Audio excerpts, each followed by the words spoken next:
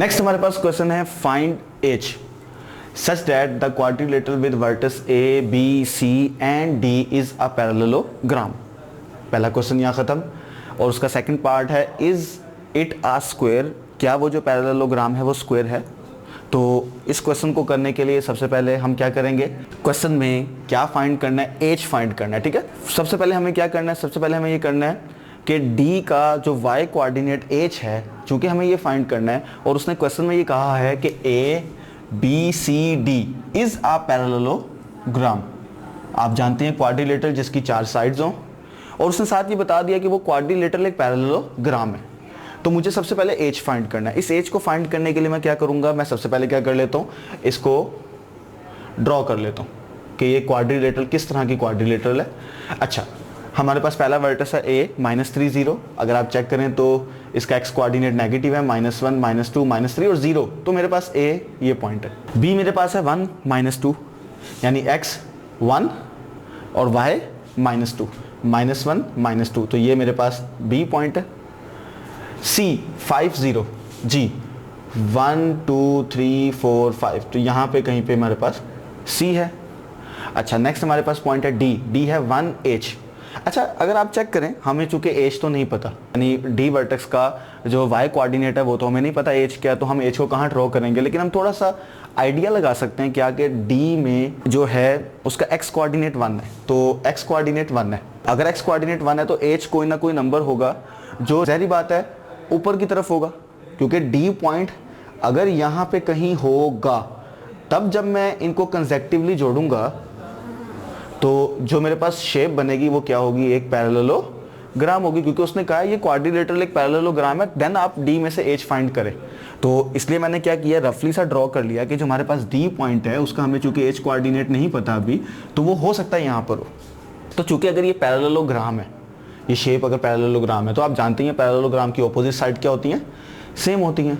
तो मैं H find करने के लिए इसकी अपोजिट साइड को इक्वल रख के क्या करूँगा, एच फाइंड करूँगा। तो स्टार्ट करता हूँ क्वेश्चन को। सबसे पहले मैं क्या करता हूँ, मैं ये वाली साइड फाइंड कर लेता हूँ जिसमें एच आ रहा है। मैं सबसे पहले ए और डी साइड फाइंड करता हूँ, क्या होगी जी। ए पॉइंट है -3 0, डी पॉइंट है 1 h। तो x2 - x1 1 - -3 का स्क्वायर प्लस h - 0 का, तो माइनस प्लस 4 का स्क्वायर 16 प्लस h का स्क्वायर का, ये हमारे पास ये वाली साइड आ गई AD। मैं इसके ऑपोजिट साइड निकालता हूँ BC जी। तो ये B ये C,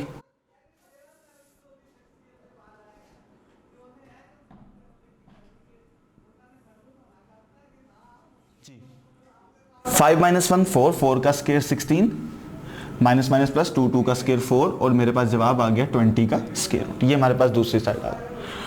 चूंकि क्वेश्चन में उसने बताया कि ये एक पैरेललोग्राम है, और अगर ये एक पैरेललोग्राम है तो अपोजिट साइड्स क्या होंगी, वो सेम होंगी। इसका मतलब है कि मैं AD और BC साइड को क्या कर सकता हूँ, AD और BC साइड को इक्वल रख सकता हूँ। कंडीशन थी पैरेललोग्राम।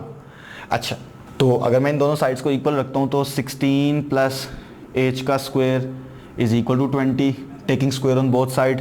16 प्लस h का स्क्वायर इज इक्वल टू 20। 16 को अगर मैं वहाँ पर ले जाऊँ तो 20 - 16, तो हमारे पास आ जाएगा 4, और अगर मैं टेकिंग स्क्वायर रूट ले लूँ तो मेरे पास h का आंसर आ रहा है +-2। ठीक है। अच्छा, अब अगर आप चेक करें, मैंने h फाइंड कर लिया, तो h के 2 आंसर आए हैं, एक +2 और एक -2। अगर आप डायग्राम में चेक करें, क्योंकि मैं D पॉइंट को देखना चाह रहा था, ये कहाँ पर था, इसका x कोऑर्डिनेट था 1 मीन मैं यहाँ खड़ा था, और जो h का जवाब आया वो +2 और -2 है। अगर आप गौर करें, मैं -2 लूँ, -2 का मतलब है मैं नीचे जा रहा हूँ। अच्छा, अगर मैं नीचे जा रहा हूँ तो देखें ज़रा, B का y कोऑर्डिनेट भी क्या है, -2। तो अगर मैं -2 वाला आंसर ले लूँ तो B और D तो सेम हो जाएंगे, और अगर B और D सेम हो गए मतलब D भी यहाँ है, तो ये तो एक पैरेललोग्राम शेप ही नहीं रही। हमारे पास जो है वो 2 पॉइंट सेम हो गए। तो इसका मतलब ये है कि मुझे यहाँ से आंसर लेना पड़ेगा +2, यानी यही पॉसिबिलिटी हो सकती है h की, और मैंने ले लिया क्या, +2। तो ये मेरे पास आंसर आ गया क्या बोला, +2। अब क्वेश्चन का सेकंड पार्ट है, इज इट अ स्क्वायर, क्या ये शेप एक स्क्वायर है। और आप जानते हैं स्क्वायर के लिए वही हमने पीछे जो क्वेश्चन किया था भला क्या, कि हमें चारों साइड्स को पहले इक्वल बनाना है और इक्वल बनाने के बाद फिर हमें चेक करना है कि उसमें एक एंगल 90 है या नहीं है। और वो एक एंगल 90 मैंने कैसे प्रूव किया था, राइट एंगल ट्राइंगल बना के, और राइट एंगल ट्राइंगल में प्रूव किया था कि बाय पाइथागोरस थ्योरम के एक एंगल 90 है या नहीं, या साइड्स पाइथागोरस थ्योरम को सेटिस्फाई करती हैं, फुलफिल करती हैं या नहीं। तो उसके लिए पहली बात तो यह, चूंकि अगर मैं ये प्रूव करना चाह रहा हूँ कि ये स्क्वायर है कि नहीं, तो पहली बात तो यह कि चारों साइड्स क्या होनी चाहिए, इक्वल होनी चाहिए। हमने फिलहाल दो साइड्स निकाली हैं, A D and B C. हम क्या कर सकते हैं कि चूंकि हम एच की वैल्यू 2 निकाल चुके हैं, मैं चाहूँ तो अब ये एच की वैल्यू यहाँ पुट करके दोबारा से यहाँ से ए डी को लिख सकता हूँ 16 प्लस 2 का स्क्वायर रूट, 2 का स्क्वायर 4, तो ये 20 का स्क्वायर रूट आ गया। यानी एच पॉइंट मैं निकाल चुका हूँ। इट मीन तो हमारे पास ये जो डी पॉइंट है ये हम फाइंड कर चुके हैं। दो साइड निकालनी A D and B C, check करें दोनों इक्वल हो गई हैं। साथ साथ ए बी और डी सी भी निकाल लेता हूँ, चेक करता हूँ क्या ये इन साइड्स के क्या आंसर आते हैं। तो सबसे पहले मैं क्या फाइंड करता हूँ, ए बी फाइंड करता हूँ, ए बी जी, ये मेरे पास ए है, ये मेरे पास बी है। तो -3 -1 का स्क्वायर, 0 -2 का स्क्वायर का स्क्वायर, माइनस प्लस 4 का स्क्वायर 16, माइनस प्लस 2 का स्क्वायर 4, और जवाब फिर आ गया 20 का स्क्वायर। लास्ट साइड थी सी डी, हम वो भी फाइंड कर लेते हैं। अब हमारे पास डी 1 2 है, क्योंकि हम एच का आंसर ढूंढ चुके हैं, तो 1 2, और सी पॉइंट हमारे पास 5 0, तो 5 - 1 का स्क्वायर, और एच की जगह 2 लिखेंगे तो 2 जी, 5 - 1 4 का स्क्वायर 16, 2 - 0 2 का स्क्वायर 4, दोबारा आ गया 20 का स्क्वायर।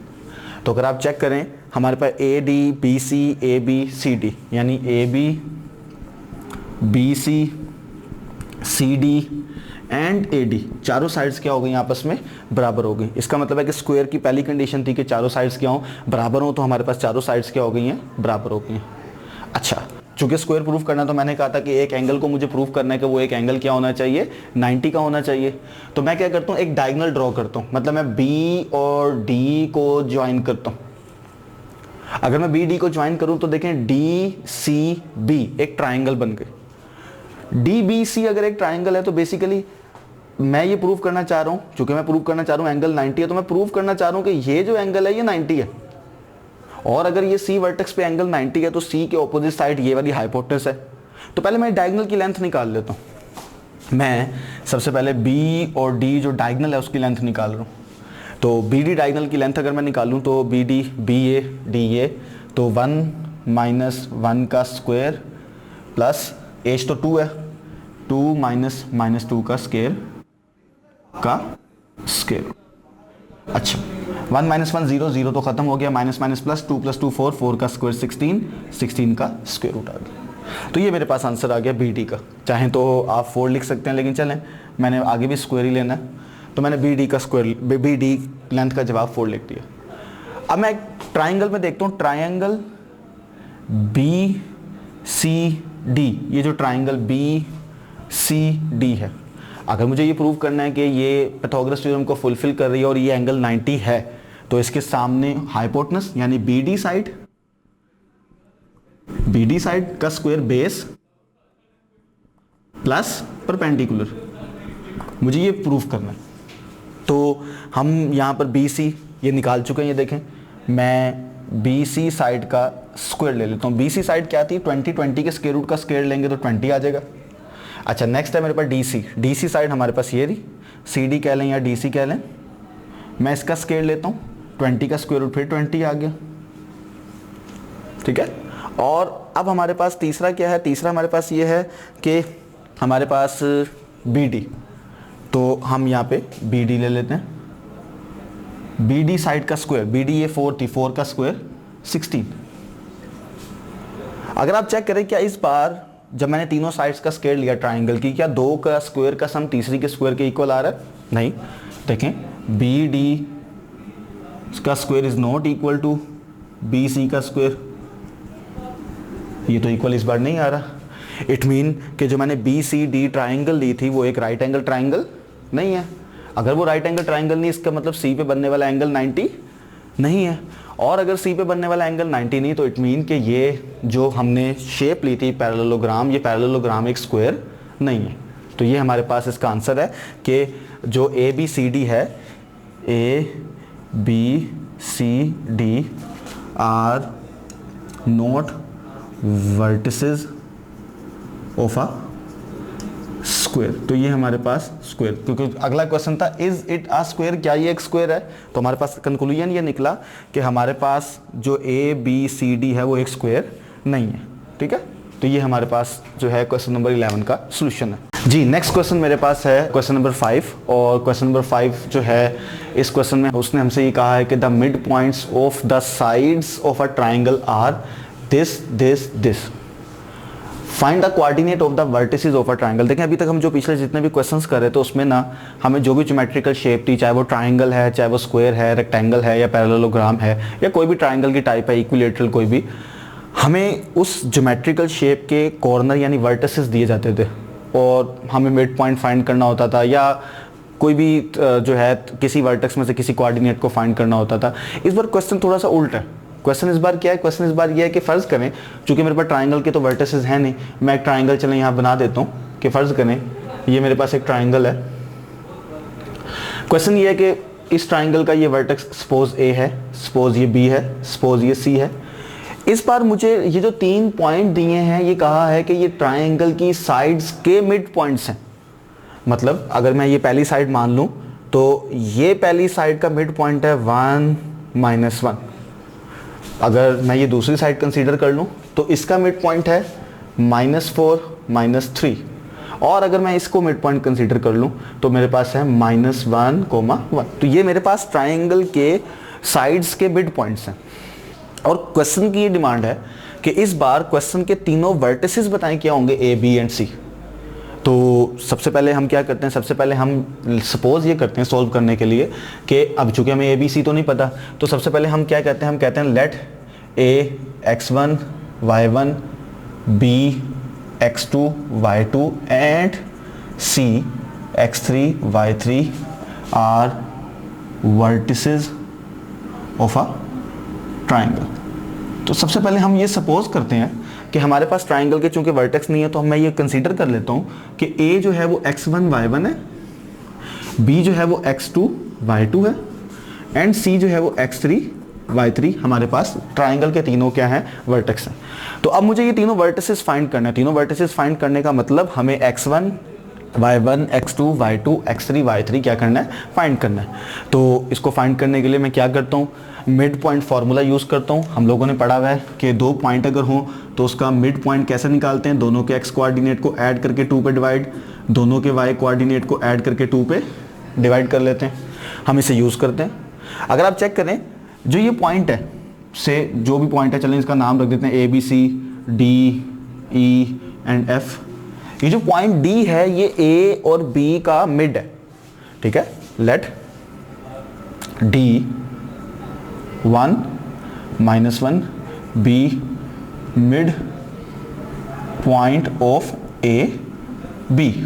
अच्छा, अगर डी ए बी का मिड है तो जो डी का x कोऑर्डिनेट है मीन के 1, वो कैसे आया होगा, दोनों के x कोऑर्डिनेट को ऐड करके 2 पर डिवाइड करने से। ठीक है, अच्छा मैं ऐसा करता हूँ, इसको थोड़ा आसान करने के लिए मैं फिलहाल y कोऑर्डिनेट नहीं ले रहा, मैं उसको दोबारा सॉल्व करवा देता हूँ। पहले मैं सिर्फ x कोऑर्डिनेट की बात कर लेता हूँ, क्योंकि मुझे लग रहा है कि ये क्वेश्चन में मुझे 2-3 इक्वेशंस मिलेंगी और उसको सॉल्व करना तो मेरे पास स्पेस कम है, तो इसलिए पहले मैं ये x कोऑर्डिनेट के लिए कर देता हूँ। तो मैंने क्या कहा, मैंने कहा ये जो x कोऑर्डिनेट है ये दोनों के x कोऑर्डिनेट ऐड करके 2 पर डिवाइड करने से आया होगा। तो अगर देखें मैं 2 को उधर जाके मल्टीप्लाई करूं तो x1 + x2 = 2 1 2, ये मेरे पास हो गई इक्वेशन नंबर 1। इसे पहले इक्वेशन कह लेते हैं, अभी मुझे आंसर नहीं मिला तो मुझे पास एक इक्वेशन बन गई। नेक्स्ट मैं ये कह लेता हूं E क्या है, -4 -3 B mid point of BC। अच्छा, अगर E इन दोनों का मिड है तो इन दोनों के x कोऑर्डिनेट को ऐड करूंगा और 2 पे डिवाइड करूंगा तो मुझे ये वाला x कोऑर्डिनेट मिल जाएगा -4, चूंकि वो मिड है। तो इसका मतलब ये अगर मैं 2 को उधर मल्टीप्लाई करूं तो इसे मैं कह सकता हूं इक्वेशन नंबर 2। ये मेरे पास इक्वेशन नंबर 2 आ गई। सिमिलरली मैं क्या करता हूं, सिमिलरली मैं थर्ड भी ले लेता हूं, f वाला भी।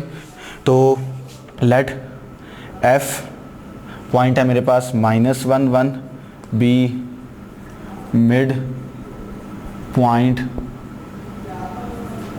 Of AC।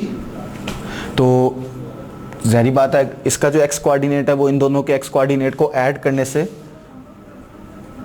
2 पर डिवाइड करने से आएगा और वो -1 है। 2 उधर जाके मल्टीप्लाई किया,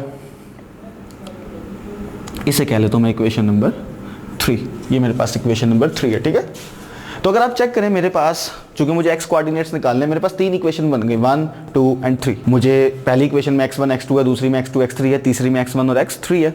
मुझे इनको सॉल्व करके x1 x2 और x3 फाइंड करना है। तो मैं कैसे सॉल्व करता हूँ, 3 लीनियर इक्वेशंस हैं, तीनों को साइमल्टेनियसली सॉल्व कर लेता हूँ। आपने फर्स्ट ईयर में पढ़े होंगे इक्वेशंस, लीनियर इक्वेशन को सॉल्व करने का तरीका 2-3 तरीके हैं। आप चाहे तो एक में से एक वेरिएबल की वैल्यू निकाल कर दूसरे में पुट कर सकते हैं, या ऊपर नीचे रख के आप ऐड या सब्ट्रैक्ट करके भी इक्वेशंस को सॉल्व कर सकते हैं। तो मैं क्या करता हूँ, मैं ऐसे सॉल्व करता हूँ, मैं ये देखता हूँ कि x1 x2 x2 x3 इन दोनों में कॉमन वेरिएबल x2 है, तो मैं x2 को कैंसिल कर देता हूँ।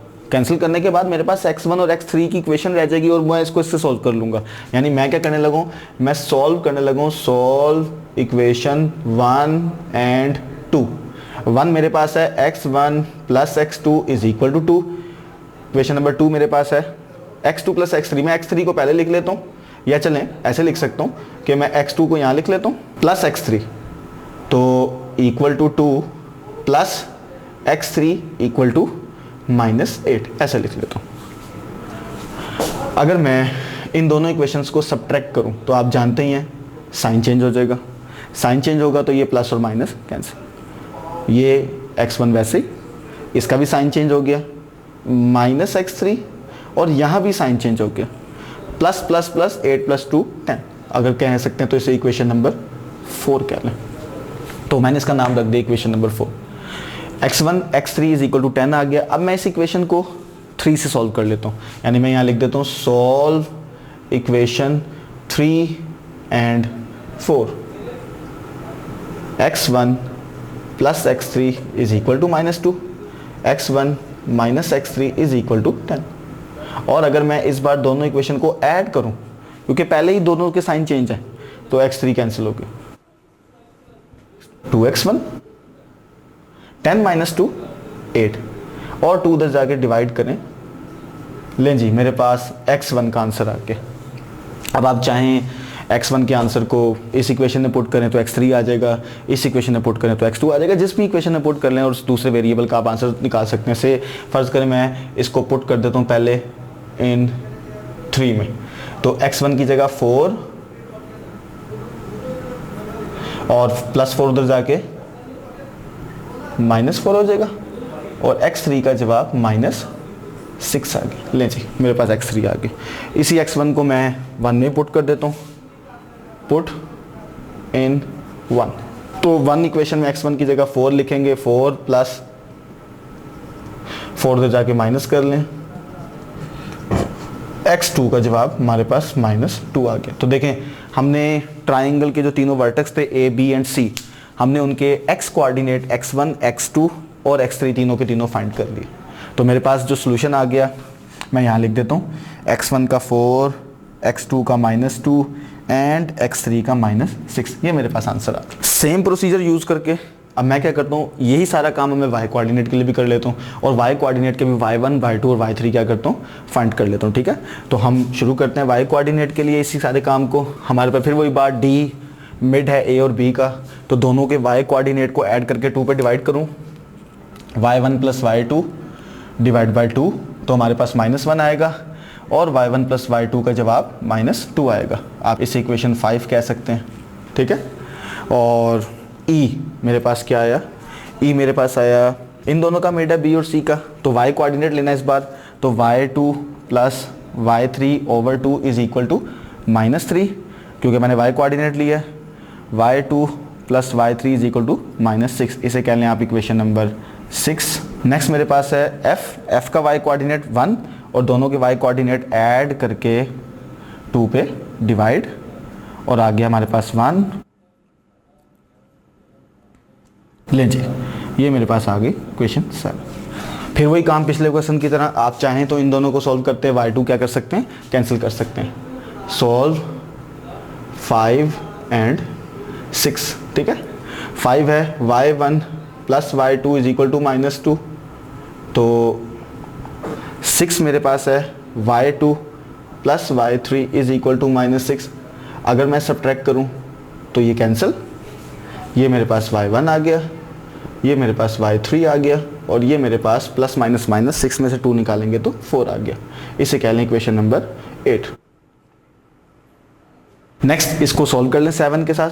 सॉल्व 7 एंड 8, तो y1 plus y3 is equal to 2, y1 minus y3 is equal to 4। अगर मैं ऐड करूं तो ये कैंसिल, 2y1 6 और y1 का आंसर 3 आ गया। अब आप y1 को किस मर्जी इक्वेशन में पुट कर लें। सपोज मैं 7 में पुट कर लेता हूँ, पुट इन 7, तो y1 की जगह 3 उधर जाके माइनस लें जी, ये मेरे पास y3 का आंसर आ गया। y1 को मैं पुट 5 में पुट इन 5, तो y1 की जगह 3 plus y2 is equal to -2।